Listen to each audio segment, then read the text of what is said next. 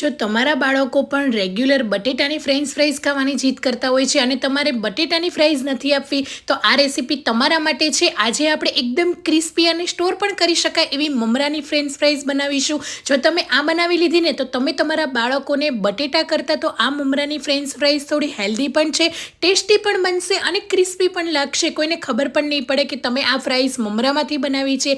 એટલી મસ્ત મજાની બાળકોની નાની મોટી પાર્ટી સ્નેક્સ તરીકે કે બાળકોને તમે નાસ્તાની અંદર પણ આપી શકો છો, એટલી સરસ બનશે. તો મમરાની ફ્રેન્ચ ફ્રાઈઝ બનાવવા માટે અહીંયા મેં એક બાઉલ ભરીને આ રીતે મમરા લીધા છે.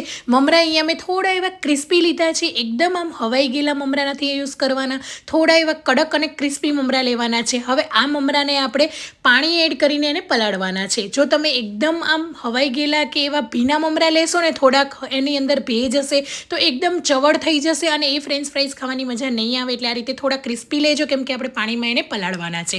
એટલે આ રીતે ફૂલેલા મમરા હશે ને તો એને પાણીમાં તમે પલાળશો ને તો એવા જ મમરા રહેશે. તો આ રીતે 2 કપ પાણી એડ કરીને હાથની મદદથી થોડું પ્રેસ કરીને ફક્ત 5 મિનિટ સુધી રેસ્ટ આપીશું. 5 મિનિટની અંદર આપણા મમરા મસ્ત મજાના પલળી ગયા છે. તમે જોઈ શકો મમરા એવા જ સાઇઝમાં રહ્યા છે, એકદમ પતલા કે ચવડ નથી થાય. એટલે આ રીતે ક્રિસ્પી અને સરસ મમરા લેજો, જેનાથી રિઝલ્ટ પણ તમને સારું મળે.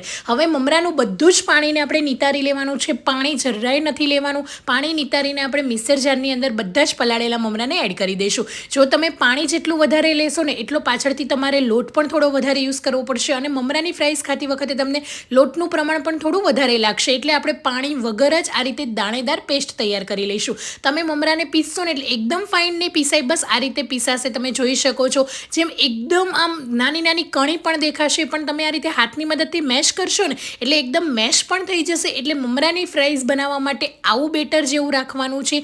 એની જે મમરાની પેસ્ટ છે ને એકદમ આવી રાખીશું. હવે 2 ચમચી જેટલો અહીંયા આપણે કોર્નફ્લોર એડ કરીશું. કોર્નફ્લોર ના હોય તો તમે 1.5 થી 2 ચમચી ચોખાનો લોટ પણ એડ કરી શકો છો. સ્વાદ પ્રમાણે મીઠું એડ કરીશું. થોડા એવા ચીલી ફ્લેક્સ એડ કરીશું. વધારે સ્પાઇસી નથી. જો તમારા બાળકો ના ખાતા હોય તો તમારે સ્કીપ કરી દેવાના. અને આની અંદર આપણે થોડો એવો મરી પાવડર પણ એડ કરી લઈશું અને થોડો એવો શેકેલા જીરાનો પાવડર 1/4 ચમચી બંને લીધા છે. અને ઉપરથી થોડા એવા લીલા સમારેલા ધાણા એડ કરી લઈશું અને બરાબર મિક્સ કરી દઈશું. હવે આની અંદર જો તમને મિશ્રણ વધારે પડતું ઢીલું લાગે તો 1/2 થી 1 ચમચી ફરીથી લોટ એડ કરી દેજો. પણ આટલા મિશ્રણ માટે 2 ચમચી જેટલો લોટ આપણે ઇનફ છે. સરસ રીતે મિક્સ કરી લેવાનું છે. જો આની અંદર મમરાની અંદર તમારે પાણી વધારે પડતું હશે ને તો તમારે લોટ પણ વધારે લેવો પડશે. એટલે મેં કીધું એ રીતે મમરાનું પાણી બધું જ કાઢીને જ એને પીસવાના છે. તો આ રીતે સરસ મજાનો લોટ આપણો તૈયાર થઈ જશે અને લોટમાં સરસ મજાનું બાઇન્ડિંગ પણ આવી ગયું છે. આપણે લોટ બાંધીએ ને એવો થઈ ગયો છે. તો લોટને આ રીતે રાઉન્ડ કરીશું. હાથ ક્લીન કરીને હાથમાં તેલ લગાવી લઈશું, જેથી લોટ છે ને એ હાથમાં ચીપકી ના જાય. અને લોટ ચોટે ને એવો રાખવાનો છે. જો લોટ ચોટશે તો તમને વણતી વખતે પણ ફ્રાઈઝમાં મજા નહીં આવે. તો લોટ તમે જોઈ શકો છો સરસ કડક પણ થઈ ગયો છે ને હાથમાં જરાય ચોટતો નથી. તેલવાળો હાથ આપણે કરી લેવાનો અને આ રીતે સરસ મજાનો રાઉન્ડ કરીને થોડું એવું ફ્લેટ કરી લઈશું. તમે પ્લેટફોર્મ પર, પાટલી પર કે ચોપર પર તેલ લગાવીને વણી શકો છો. કોઈ પણ પ્લાસ્ટિકની પોલિથીન પર કે આ રીતે બટર પેપર પર રાખી લેવાનો. હાથની મદદથી ફ્લેટ કરી લઈશું અને થોડું થોડું વણી લઈશું. કેમ કે ફ્રાઈઝ છે એટલે આપણે એકદમ પતલી નથી કરવાની. થોડી થોડી જાડી હશે તો ખાવાની મજા આવશે. તો જ બહારથી એકદમ ક્રિસ્પી અને અંદરથી સરસ લાગશે. તો આ રીતે થોડી મોટી સાઇઝમાં, મોટી લાંબી, જે રીતે તમને ફાવે રીતે તમારે રોટલીનો શેપ આપો. ગોળ કરી શકો તમે કે આ રીતે તમે થોડી લાંબી પણ વણી શકો.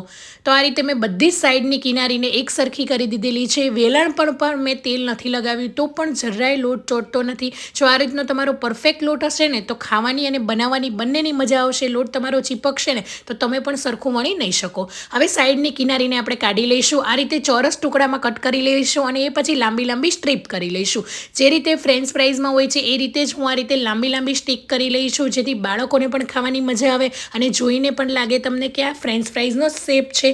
હવે તમારે સ્ટોર કરવા માટે જીપલોક બેગમાં કે ફ્રીઝરની અંદર તમારે ડબ્બાની અંદર ભરીને તમે ફ્રીઝરમાં સ્ટોર કરી શકો છો. જ્યારે બાળકોને નાસ્તામાં આપવી હોય, પાર્ટી સ્નેક્સ તરીકે આપવું હોય ત્યારે 10 થી 15 મિનિટ પહેલાં બહાર કાઢીને આ રીતે ડીપ ફ્રાય, સેલો ફ્રાય કરી શકો કે તમે એર ફ્રાયરની અંદર બેક પણ કરી શકો.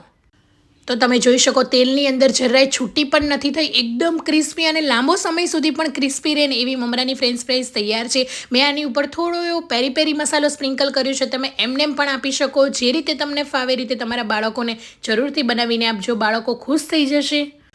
અને રેગ્યુલર બટેટાની તો આપણે ફ્રેન્ચ ફ્રાઈઝ બનાવતા હોઈએ છીએ. જરૂરથી આ મમરાની ફ્રેન્ચ ફ્રાઈઝ ટ્રાય કરજો અને કેવી લાગી આજની રેસીપી કમેન્ટ કરવાનું ભૂલતા નહીં.